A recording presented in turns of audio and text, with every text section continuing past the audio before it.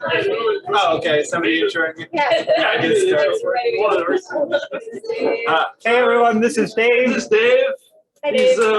owner of Fiamma here. He's He's a badass. yeah, he's very badass. He's going to be demonstrating how to make a glass flower similar to the Blaschkas. Yeah, if you want to So this is all various kinds of 104 COE glass. Moretti is sort of the umbrella name we like to throw at it, but this is actually several different kinds. Mostly this is gonna be about technique. I'm gonna show you a little bit of how it works, but we're not really going for a finished piece here, largely because a lot of this stuff takes me weeks, if not months to make.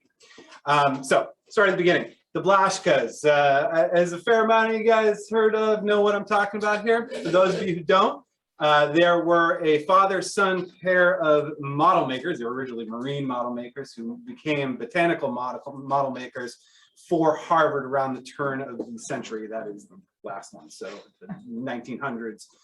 Slightly before for the father and into the early 1900s for the son. And at the time, plastic didn't really exist, so these were the most accurate, realistic models, material you could have. This is the closest thing to plastic you could get, something that you could form in its liquid state, become hard. They used it extensively. The father, he mostly had wire constructions with glass sort of ornamented onto it, and then they were painted largely.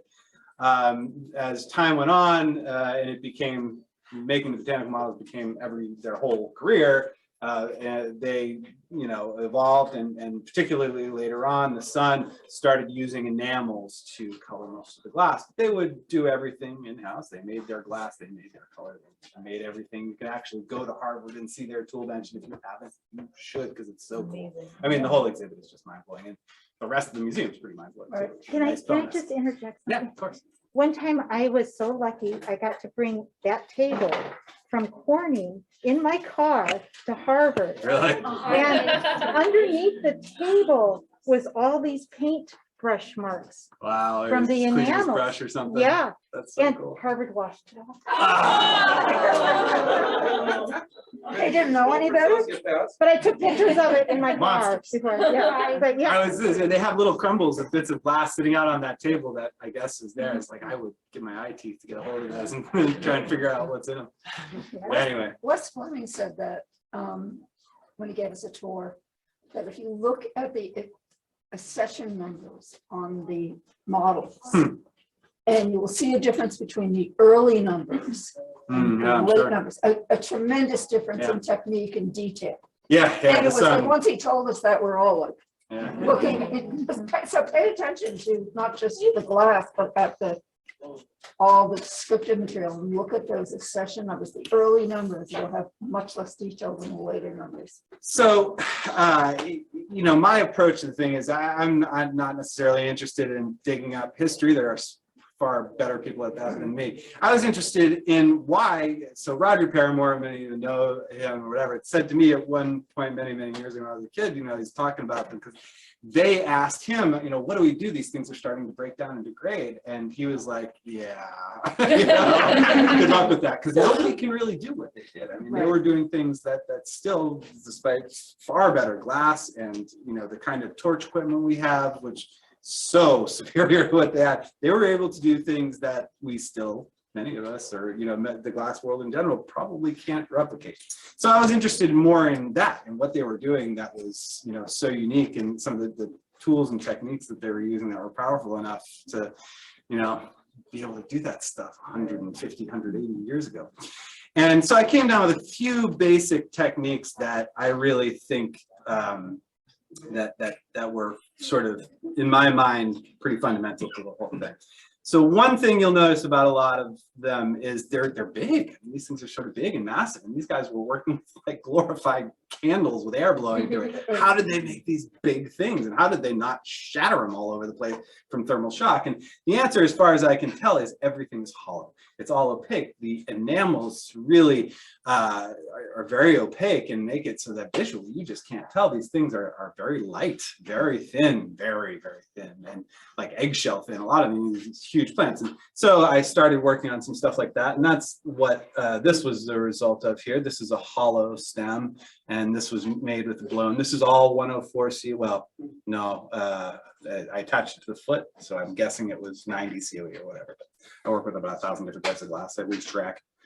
So that is an incredibly powerful tool. You can make tons of very large stuff if it's actually not a whole lot of glass in one place. It may look otherwise. A lot of it is something that I learned more from watching Lucio than studying the Blaschkas, which is sequencing is absolutely crucial. This is solid. This is very, very soft glass, and this is something this size and complexity is not something you'd usually see made out of 104. It's just difficult to manage and keep it from cracking. But like Lucio does with his giant goblets full of 1,000 little figures doing crazy stuff, if you're very careful about how you sequence the assembly, you can get away with amazing stuff. And it's all about working from the center core of your object outward. In this case, the shell, the exoskeleton, I attached just at the one point here, and then this one overlaps that, and it's only attached up here. So I made the solid body, I attached the lower leg points, which give me mounting points. As soon as you've got a mounting point, then you're golden. It doesn't matter what kind of glass it is. You just stay away from the central mass with your flame, and you can just start adding bits and bits. So once I had that on, the last part was this end, I tagged that on, just move to the next section, put the mounting points on, and so on. You just work from the center mass outward. So that was very, very helpful, and that's basically how the bugs work here. But it still leaves you with a huge problem if you want to make any sort of botanical model, which is, stamens or petals, all these things, they attach, in real life, they're very, very light, incredibly strong for their size, and they attach tiny little points. You've got sometimes thousands of stamens attaching at times with glass. You simply can't do that. You just can't get that many things into one point. Even if you could, it would just fall apart if you breathed on it. So we use wire, and that is what they did as far as I know. Now, how that worked and what kind of wire, I do not know. I could not find out. So I sort of went off on my own there. My filament. So what I started doing is I started what I like to call wire core work, which is basically just I pull capillary tubing out of colored glass. Wire? Yeah, it's this full, very, very thin wire. Right here on the counter? Perfect. That's the stuff. Looks like that. Yeah. So this is my magical wire. I have no idea what it is. Somebody gave me this a couple years ago. It's so fine, and I don't know that I'll ever run out of it. I suspect it's nichrome. It's very, very durable. It's almost certainly nichrome. I don't imagine what else it could be without being fortunate. This was given to me. Do you want to know? I do. Yeah. Cut me a piece. I'll test it. You bet. That'd be great. Thank you. That would be awesome. So I'm sort of assuming it's nichrome wire until this guy tells me differently. But it's very, very fine, which is the important part. So what I do is I take a blow tube, and I'm going to demonstrate this in a second, and I ball up some very soft glass on the end of the bore blow tube, blow it out, pull it down into capillary tubing, which I then feed the wire through. Not fun. But to get it through there, you can fuse it onto the wire and then work with it sort of normally. What it gives you is something that is very delicate, but very strong. It really, I've been throwing this thing around for a while. It's, even if it breaks, and it does break, I mean, it's still glass, nothing comes apart. And because it stays together, you can just get in there with a tiny flame and just paint some new glass in there, no problem. And you can use that to build. You can make it huge. I mean, you can make these things as big as you want because there's no need for a kiln or anything like that. It's all just wired together. Yeah, so I'm going to show that. I'm going to show how that works. This is the only one I've got sitting around that's made that way.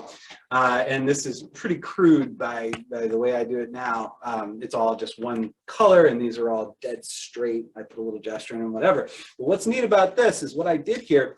I took all of these little filaments And instead of placing them individually, which is what I do now, which looks really cool, but it's very, very time consuming, I pinch these all together and just pinch the glass right out of the joint. And it actually, like in your hands, it blossoms open. It's cool.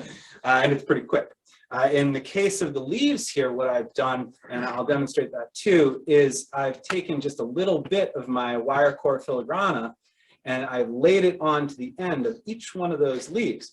So once it's attached there, there's a little bit of filament wire going through the middle. Each one of these leaves, even when they break, they don't go anywhere. You can pose them if you want.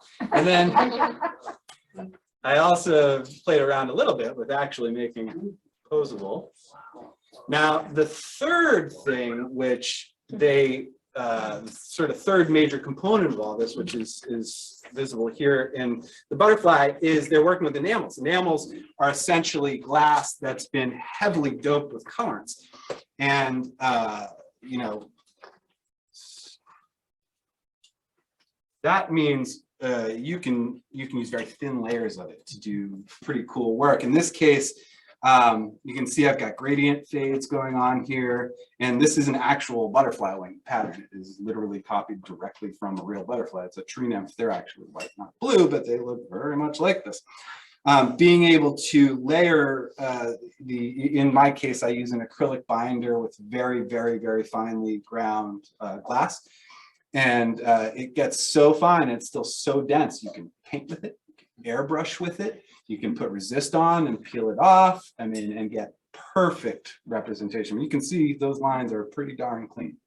So that's that. Now that is all accompanied with why I don't have a whole bunch of parts to make a spectacular blossom right now. Yesterday, I spent most of my day trying to recreate a liquid burner.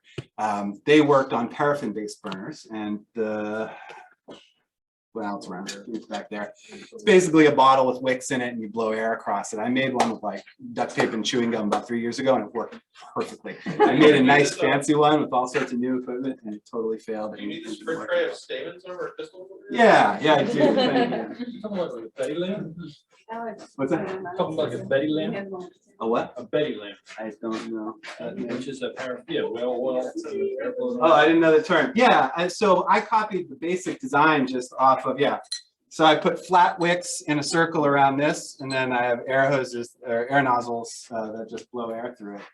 Super simple. It works really great. What I tried to do this time is make glass nozzles, and I don't think they flow with laminar enough coming out of it, so it just doesn't get hot enough. I used Smith torch tips to blow the air last time, which did work. So another day I will do that and I will work on the torch that they worked on. But unfortunately today we're stuck with this terrible technology. Okay. Yeah, so I've got a few of my in-process pieces. Actually, before I get to that, I just wanted to show you a couple of the other things, and we can pass these ones around. So this one is an incomplete flower. You can see what I've done with some of the color and whatever. These are just wired together on the back. I don't have the wire core going all the way down, which is really more the way I do it now. This is an older one, but you can see the really nice gradients and textures on it. That is enamel. Again, enamel is generally just heavily doped powdered glass. And in this case, I'm using Thompson's enamel, which is formulated for ephedra in this case, but it handles this stuff pretty well. It's a little funky to work with, but it's really pretty. Pass that around. You want to see it? I'm going to pass around a few other little things too. So here is what the butterfly wings look like pre-firing. You can see the enamel, even after years of knocking around, and it's still on there just with the acrylic binder. I have to fire this in a torch. And that was originally why I built the liquid torch. I ended up doing most of it on a Herbert Arnold, which also has air fill, which worked great. But this stuff, if you get it hot enough to fuse in a kiln, it'll warp or melt and change shape. So you have to get it a little hotter than that, but for very controlled time. The best way to do that is with a very soft glass air torch. You can just sort of brush it over the surface, it'll melt it on without warping stuff. And so that's what it looks like fired, and that's pre. You can see I put a little bit of wire core on the end of this to tie it in. In the case of the little posable wing ones, the wing wires actually go back and are fused into the very end of the tail. So it holds them all in there. I also,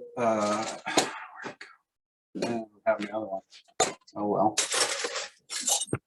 One with petals around here somewhere. Well, one of the neat things about it is once you get a coat of enamel paint on there, there's a lot of ways you can then reduce the amount.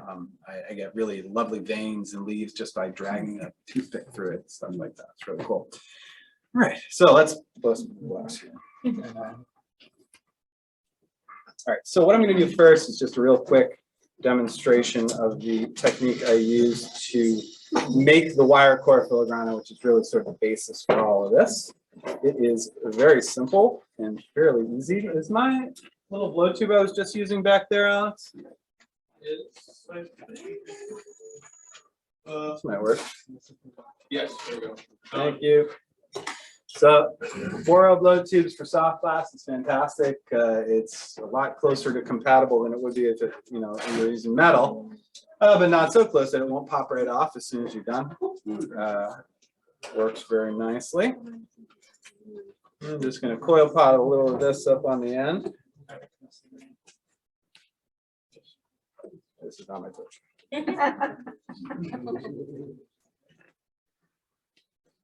So I'd imagine many of you are familiar with coil potting. If you're not, I'm just gonna lay a little bead around the rim and just keep building until I have a very small ball, and then I'll just blow it out.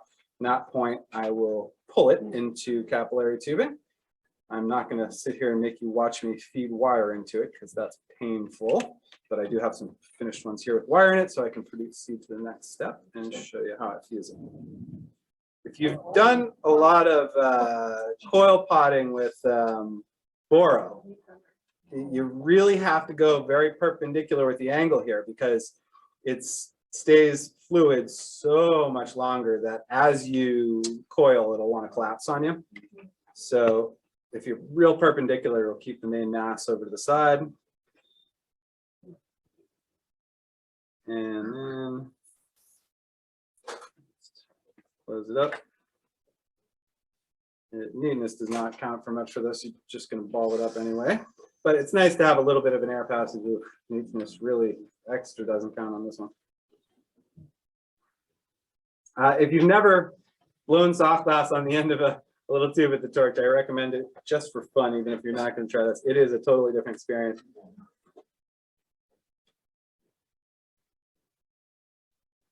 Like you're just starting to blow into it by the time it would be ice cold with Boro. And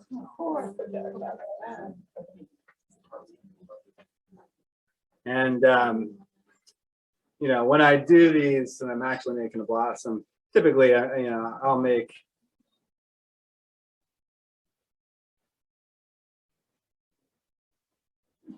$20 or $30 of these.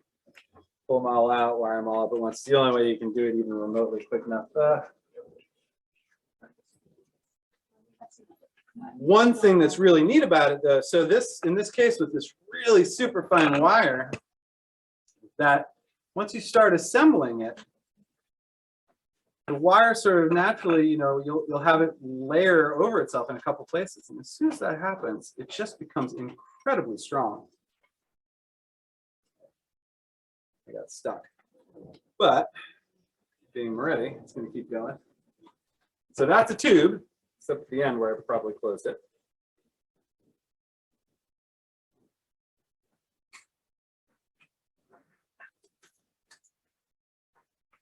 Yeah, that's all there is to that. It's really quite simple. Once I have that, typically when I'm doing, a blossom or whatever, I pull out sections about this long and get the wire as best as I can. It's very thin wire and it likes to get stuck in there. If anybody actually does want to try it, my best tip would be take your tube and hold it straight down. You wouldn't think gravity makes a difference with something like this, but it does so much because the more friction it builds as you push it through, the more it wants to kink. As soon as it kinks, you are done.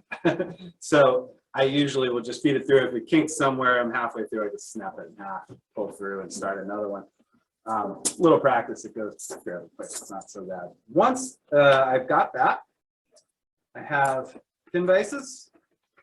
Take a little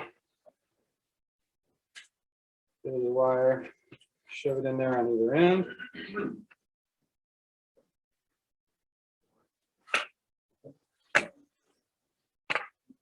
This is much smaller than I usually do. This one was a one that broke, but for a demonstration. Where's that wire?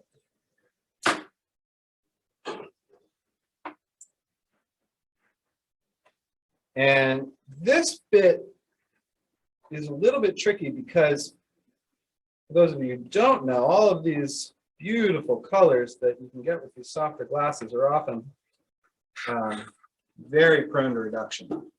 And you need a very, very soft flame for this. With my Herbie, I had air, and that makes it a little bit easier. Without the air, it's tricky. You got to get it hot enough to do the job, but not so hot that it melts your wire, which it certainly can. I mean, this stuff is hair. The fact that it survives at all is a testament to whatever the heck it is. I guess we'll find out. Yeah, you got to sort of find that balance. It's really important to stay very high in the flame. Probably your flame is much more reducing down here than it is out here, where it's not a chance to a lot of fuel, right? And what I do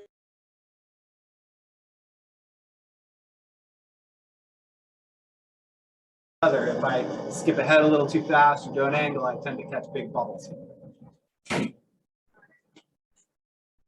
So as soon as I've got a little bit of it fused, right there, I can let go up here, and then I'm just going to work it down, just looking for that color, nice and glowy as I go down. If it starts to bubble at all, I know I've gotten it too hot.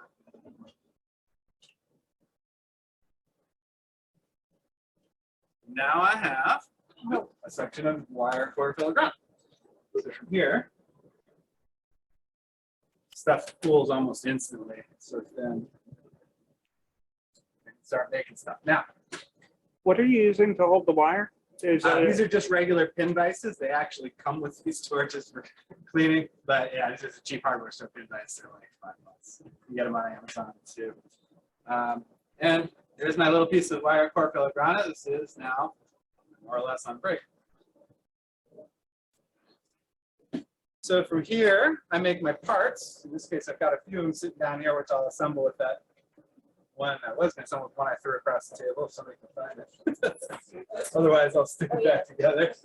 The little purple one. Hey, yeah, we'll use that.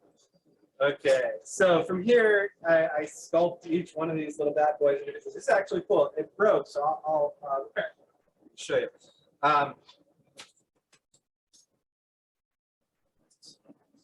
One of the really cool things about this is that your wire core filigrana just has a totally different rule set from any other little skinny rod you've ever had. The first and most obvious thing is it springs back.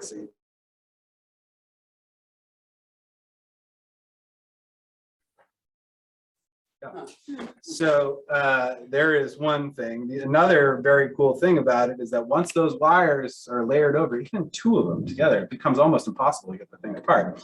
So what I like to do, you can see where let's put it, this one, I just made one of my little stamen really long, and I'm just going to build on top of that. Each time I lay one on, it's just, maybe a millimeter of wire overlaps on each one. So, as I go down, there's almost no way for this to break or come apart or anything. When I make the little individual guys. Have you ever used thicker wire? I have. It doesn't. What happened, I mean, I guess it would probably depend somewhat on what kind of wire. When I go for thicker stuff, if I'm using it to hold something up and I need a little more mass, I'll use copper, which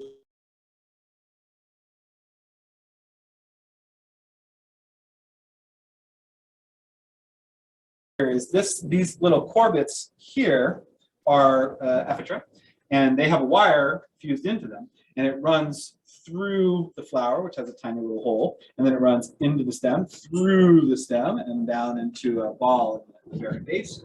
So this is all held together by wires, like a puppet from the bottom. And in that case, the wire is not fused on, so you don't have to worry about that, but it still provides a fair amount of stability. Right. So one thing that's a little tricky about this is that the little bit of wire that sticks out of the end, it will not go away. Like normally, if you've got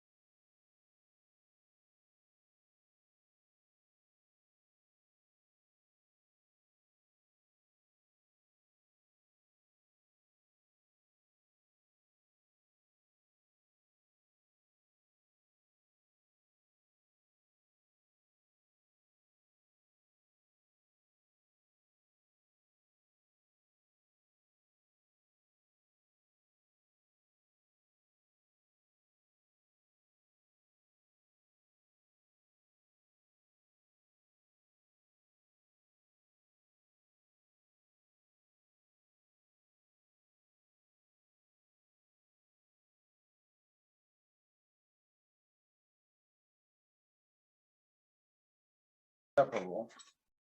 So right there, you could almost not break that apart without completely tearing every bit of glass off of this thing. And you can pose them as you want to, however you want them to be. And take this. Is there another tweezer? I can just pick one of them. Let's say I like this one and just move it over. Now, if these were not wire core, you know, just getting a flame in there would cause all of the other ones to fall right over. So this, they just stand up nice and straight, no problem. But from here, it's a they do not cool off instantly. Almost instantly. Almost instantly. Are they doing this wire core stuff for the ring? I don't think so much. They did. So if you look at some of the very oldest images of the father, I can never. And he didn't actually put any glass on the stems. They were just bare. The flowers, you know, it was just wire stem flowers. And so I think generally that was sort of how it started. He would just bind the glass, entirely glass flower to a wire stem, and it sort of went from there. So they did fuse the glass to the wire, but I don't know if they were completely fusing it on until a little later. If you go look at them now, you can see, now you go in there and you'll see, look at the narrow ones. If you can just angle your body somehow so you get a light behind it, you'll see there's wire running through all. You can't see it unless you have the light behind it because it's, you know, reflecting off the surface. But once you have a light behind it that shines through it, you can definitely see. All right, so somebody who's over by my lathe, grab me a pair of my clear glasses. This stuff, it gets so fine, I can't wear glass. I can't see anything. I think my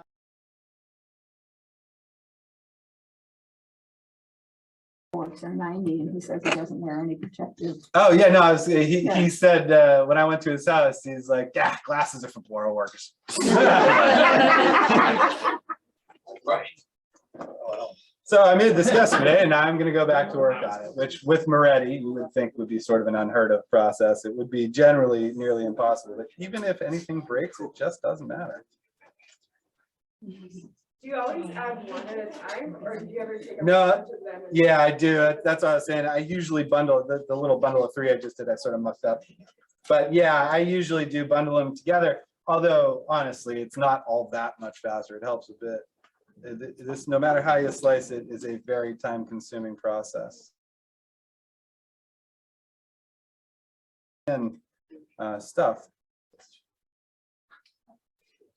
At any point, even given, you know, this thing is ice cold, I can just get right in there and fuse it all down, no problem. All those little wires are just keeping it together. Yeah, I mean, you know, and this works if you happen to be making something that is filamentous. You know, these little guys are already the shape. So in a moment, I'll put this down and I'm going to do a little sort of hybrid version for the leaves. Do you have to treat the back end similarly? Like, have you done anything to the back end of the stamen?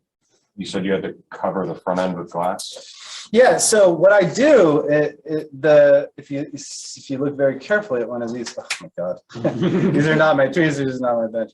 You're on your nonsense over there? That's fine. I'm going to make a mess. There's just a tiny little bit of wire that sticks out of the bottom. And what I do is when I make the joint, typically with something like this, I'm sort of piling them on top of each other. It doesn't matter. But usually I'll actually use that sort of like a stinger and just sort of push that in. And that'll layer against the stem. And the leaves, I'm going to do a couple of these little leaves in a sec. That's exactly what I do. Each one, the wire lays over the top of the leaf and then it goes down into the stem. And all you need is like a millimeter. It's just a tiny bit of that wire is parallel with the stem wire. It's almost impossible.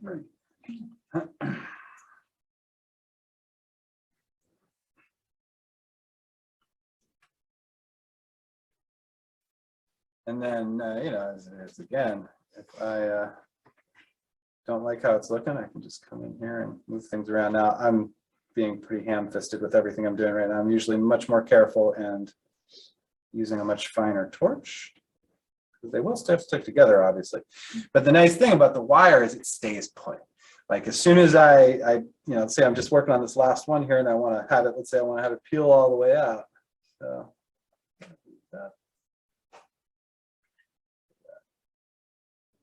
I stuck it together. Well, you get the idea. There we go. What torch do you typically use? You know, honestly, it doesn't matter too much, but it's more just a matter of, you know, these things are so fine. I sort of settle myself into place and I have my hands braced. I use magnifiers a lot, and you'll see Trina uses them a ton for her little, they're fantastic. If you haven't, you do small stuff and you don't have a decent pair of Magnum lenses or magnifier, yeah, it'll change your life. So there's that.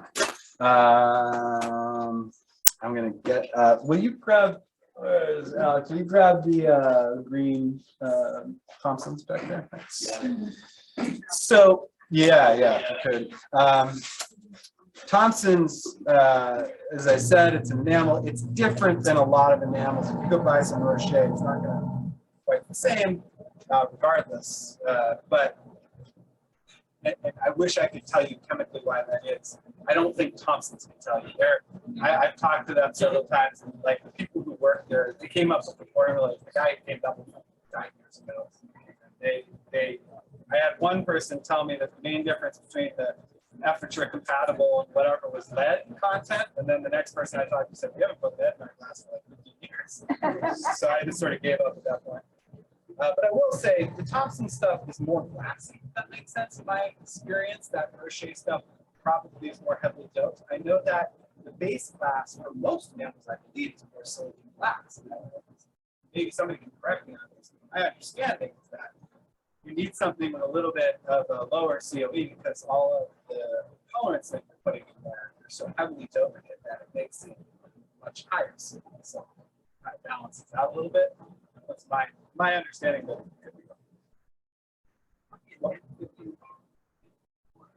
yeah.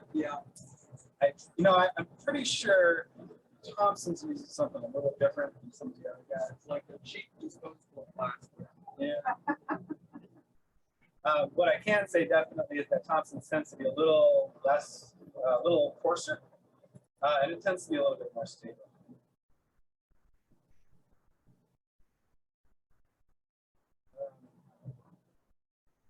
So the blades of black grass coming out of there are made using this process. Can you grab me one of the corrugated bashers? Thank you.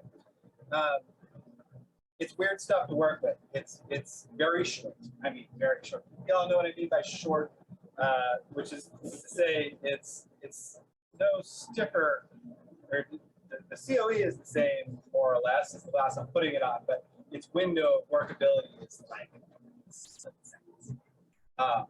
So blowing it out and stuff like that can be pretty challenging. That said, the color palette is unreal.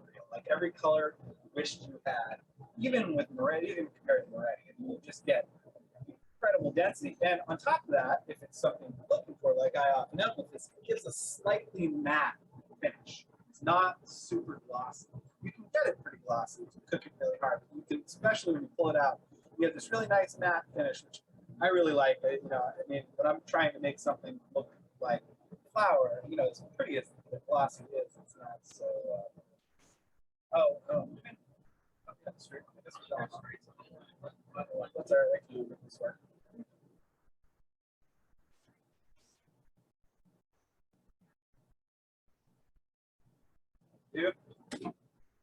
What you find, a lot of the challenge of doing this kind of stuff is in keeping or getting things thin enough to be light enough and also to look like a mechanical thing. One of the best ways to do that is by pulling things out. When you pull something long, you're also thinning it out.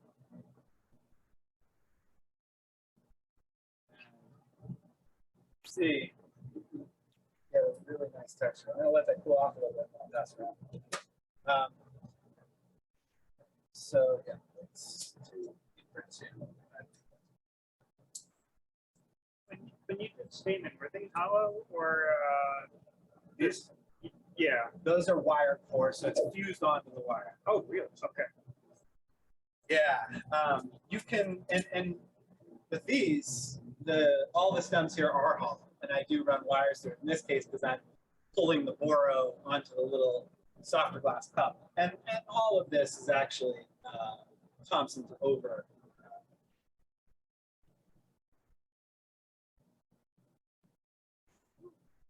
I not like GTTs.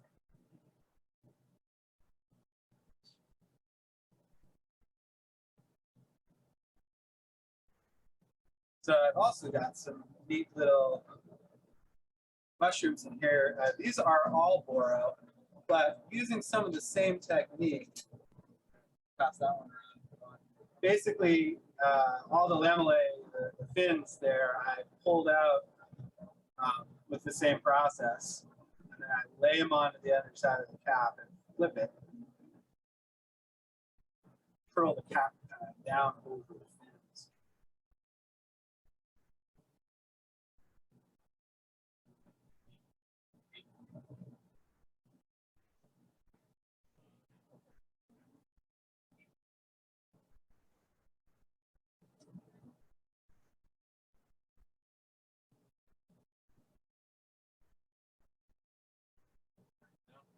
Well, so I'm going to have to use some of my wrong color wire peripheral graphics. I've been making it, so it started to a bit, but got distracted. That's it.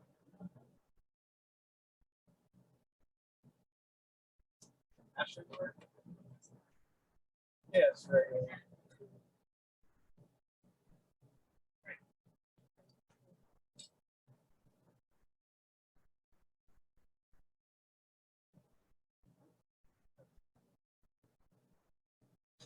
And it also will tend to sort of leave some funky texture on the surface. For a lot of stuff I want. And if you've ever pulled out something this size and thickness of boro, I can say you have about 2 seconds to pull it. That's considerably more time normally, but the Thompson's short.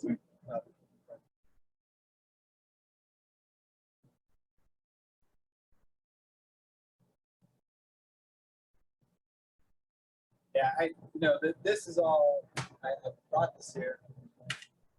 But this is the actual thing I'm going for. This is the most improved copy.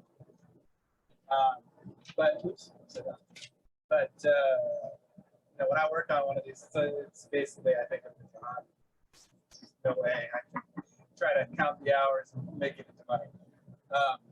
I spend, months working on it.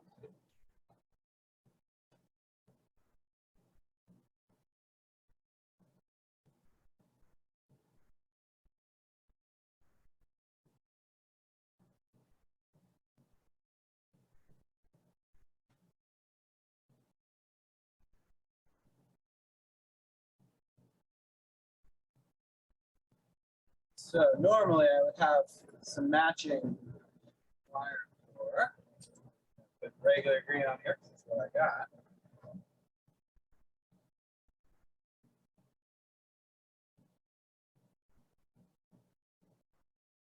It's going to look really ugly, as you can see, but I have a mess. I would say generally the pile of shards on this is much more sizable than before.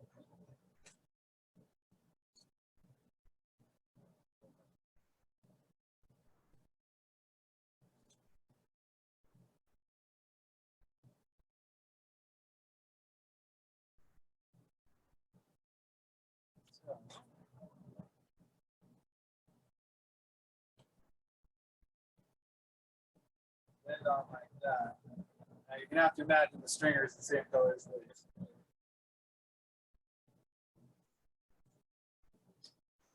Off.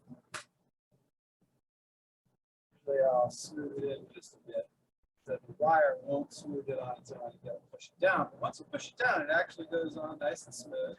And then what I've got is a leaf with this point on the end. You can see how when I melted it there, the glass just gathered right back onto the leaf bot, except you can see a real sharp point of wire that, of course, the wire doesn't move. So that gives you what I like to call a stinger. And then you can take that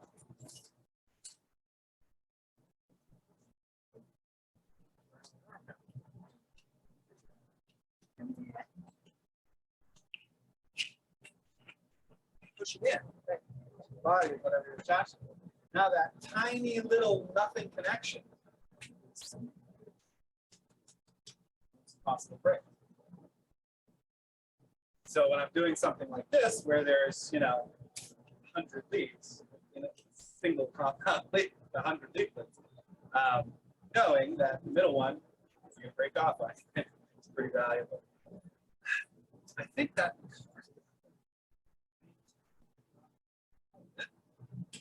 The wire core stuff, you can't separate that. you do, yeah. Here, I'll try to separate some. Let's see. Basically, it's just well, if you torch it enough, you can. But what happens is it sticks out the top like that.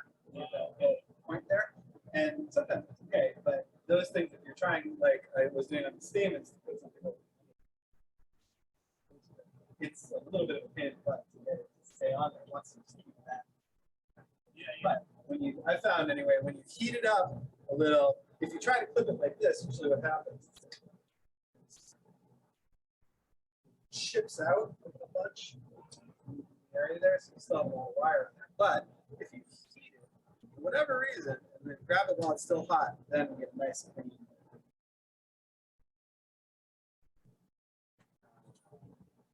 Yeah. Did I do something? I don't remember if I had anything else for you. Does anybody have any questions for me about any of this?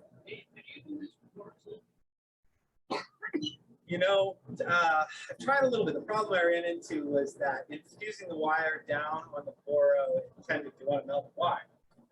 There are ways around that, probably, especially if you're going to incorporate quartz. You can use quartz, maybe punties, to try to hold the wire in place. Or something. I don't know. Certainly possible. And maybe higher temperature wire, although, at a certain point, that'd be too brittle. No? Yeah, well, maybe. I've never seen tungsten wire that fine. I'm sure it's out there. Yeah. Yeah. So yeah, I did try to do that a little bit. And I don't see why it wouldn't work, but I think it would take a little development to figure it out. Mm-hmm. Yep. So what's happening? I can maybe do it a little bit here. You can see what's happening is you're squeezing the glass out from between the wires, like a melting ice cream sandwich. Yeah, exactly. So at first when you put it together, you've got a bundle with all these filaments through it, and once you squeeze down, the filaments can't move, and the glass does, and it just gets squeezed out both sides. So it squeezes down to a little point, which is why when you do a bunch of them, it actually blossoms. It's cool to watch. No, you can. With heat. Yeah, you couldn't just move them around. I mean, well, you can, but they break off. The thing is they don't go anywhere, so it doesn't so much matter. Back. Nobody's the wiser. If you want, I actually have a little oxyhydrogen torch, which hydrogen torch is fine. Mine's found a hydrogen tank, so I have a little cell. But any hydrogen torch with a sapphire tip, really, really fine. You can get into these little crevices and work them as much as you want. Occasionally, it'll pop something. It just doesn't matter. You just move over there, heat it up, and it's healed. So. Yeah, like I said, I have a little hydrogen torch, and I had a very, very fine tip on it, and it was wonderful. The only difficult part is seeing the flame, which is very, when it's that small, it's hard enough when it's gas, oxygen, hydrogen, it's almost invisible. My torch worked pretty well for that because I use an electrolytic process, and it's contaminated, so there's still salts in it, which lights up the flame, and you can see what you so cheap, but in the long term, it'll probably corrode. Do you have a source or anything for the torch you use? Well, so you can get them on Amazon. They mark on them real crappy versions for acrylic sign makers for fire polishing. So people who work with acrylic, they often can't have gas tanks in their place or whatever. So there's no gas, you just use water. and plug it in, and it goes. So you can get cheap ones. So I bought a cheap one, and it worked okay, but not great. So I made my own because they're very, very simple. And I don't get too involved in it. So basically, there is this sort of scanning industry around adding hydrogen converters to your car. Give you free energy. It doesn't actually work. It works if you have a very tuned semi-engine that's driving gazillions of miles. It might make a difference there. People do it in their garages, and so various companies started selling stuff to those people. And then the upshot of it is you can get these wonderful little electrolyte cells for very, very, very cheap. I've got one in there. I'll show it to anybody who wants to see it. Like $50. It's just a big, beautiful. I'll show it to anybody who's interested. Then you can use that for your own nefarious purposes, which is great because otherwise, the alternative is buying a lab quality one for $1,000, or making your own, which isn't that big a deal. They're not that hard to make. It's just a bunch of plates sandwiched together. Stainless steel squares, literally. I have two acrylic.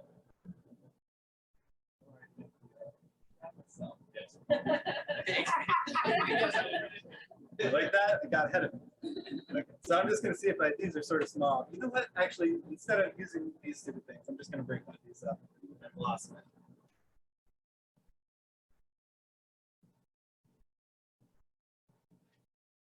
It's back where the scale is.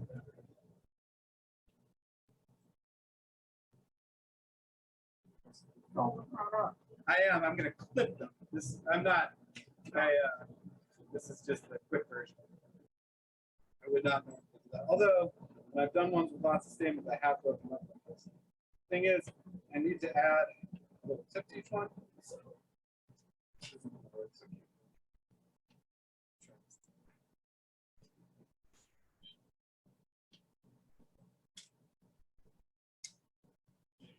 Yeah. What's up? That's right. Yeah. No enamels. No enamels. No enamels. That one's just etched.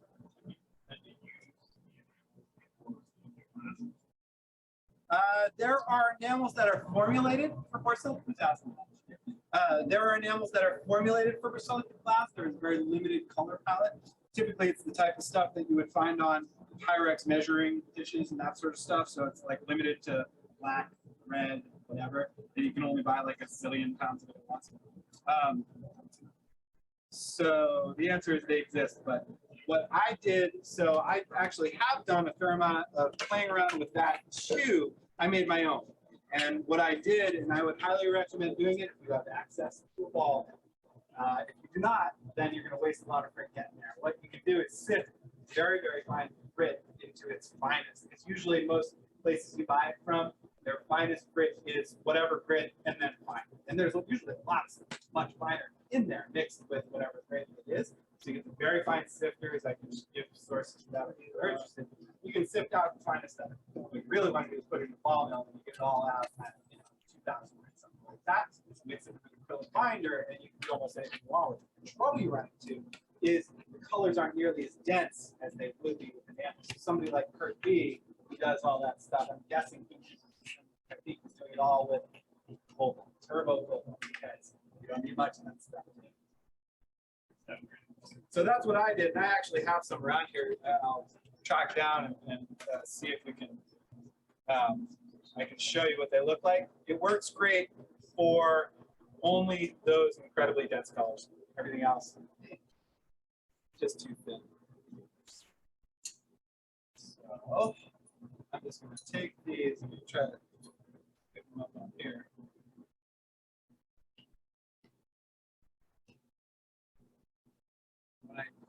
I did one that had something like 500 stains. This is what I did. Take as many as I could get between my thumb and forefingers like this without burning myself.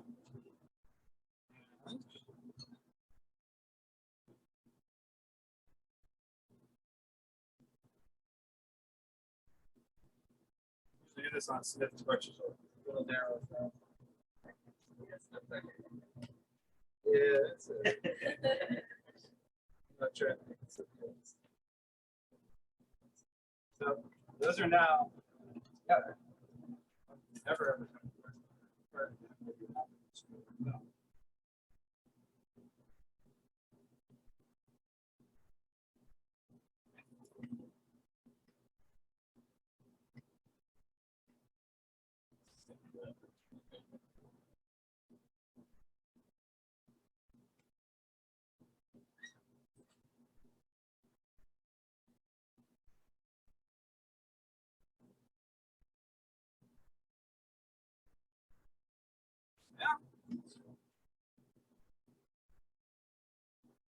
Probably not enough to really bloom out much.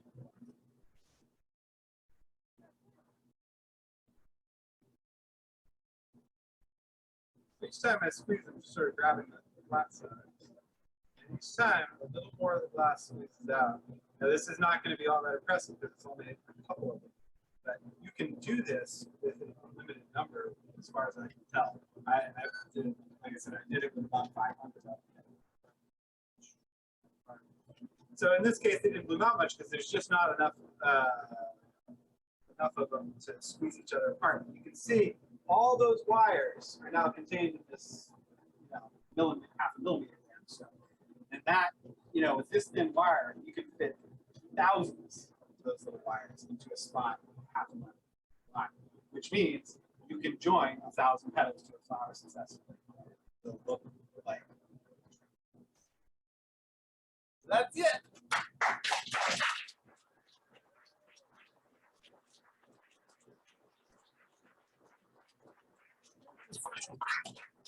For anybody who's interested, this is just a very basic electrolytic cell. Essentially, it's a reverse battery. You're taking, instead of taking chemical energy and turning it into electricity, you're taking electricity and you're turning it into chemical energy. And in this case, what this does, you fill it with an electrolyte solution. It's basically salt water. I use a little sodium hydroxide, so lye, and that works as an electrolyte to help the power flow through it. And each one of these are just little plates. They're separated by a little gasket. You could literally just take a bunch of plates of metal and stick them together as long as they're not touching. And they are all connected to the wires here. So you run, each one, it alternates cathode, anode, cathode, anode, cathode, anode, and it fills. And on the top of each plate is a little slot. So as you run power through it, it breaks the water molecule down, and you've got oxygen that collects on one side and hydrogen that collects on the other, and they bubble up. And when they do, they all collect at the top and they come out here. It produces a pretty aggressive action. It comes up fairly quickly. It foams the electrolyte solution and all of the gases. Now, in this case, I'm not separating the gases because they work really well together just to make fire as is. You could, in a fancier system, separate the gases and store them or whatever. In Europe, they're used for brazing sometimes because they have much stricter regulations, but their gases are more expensive. And so having an in-house ability to produce and store a little bit while you braze or whatever. Plus, it's a really clean fire. It's really cool to work with it. All you guys who are boro workers for artistic purposes have never picked up a hydrogen torch. It just, there's no smoke coming off. It's just water, literally water. You point it at a piece of graphite, we'll get it all wet. It's crazy.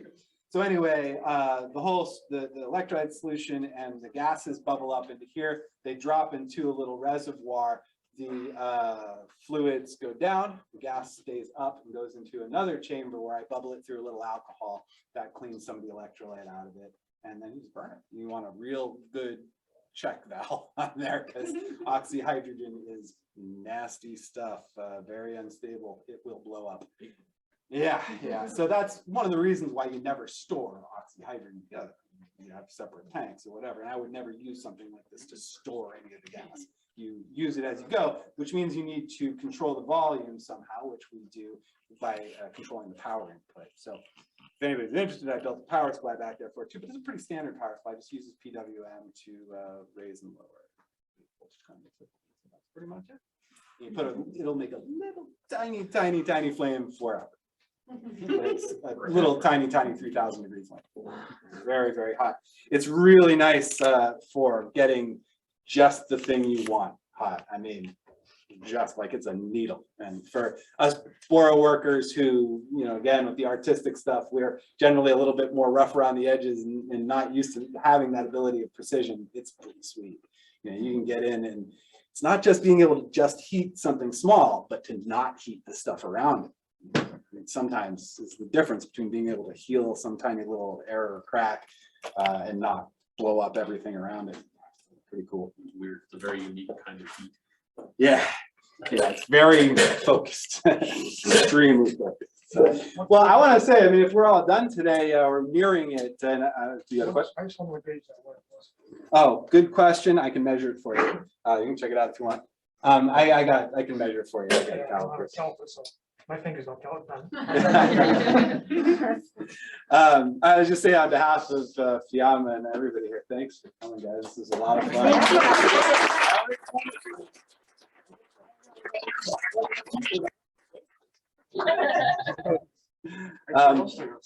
Yeah, our pleasure, really.